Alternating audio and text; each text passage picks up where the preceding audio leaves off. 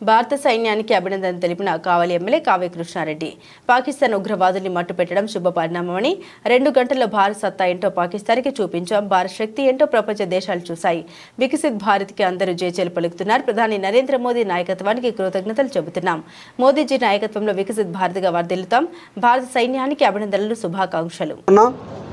దేశ ప్రధాని నరేంద్ర మోడీ గారి నాయకత్వంలో చంద్రబాబు నాయుడు గారి ఆలోచనలతో ఈరోజు ప్రపంచాన్ని దిగ్భ్రాంతి చేసే విధంగా 9 సెంటర్లో టెర్రరిస్టులపైన అటాక్ చేసిన మోడీ గారి నాయకత్వాన్ని మన అందరం కూడా స్వాగతిస్తూ వందే భారత్ని మన అందరినీ కూడా కొనియాడే విధంగా భారత యొక్క శక్తిని 1-2 గంటల్లోనే చూపించినటువంటి నరేంద్ర మోడీ గారికి మనం ఈ సందర్భంగా అందరం కూడా కృతజ్ఞతలు.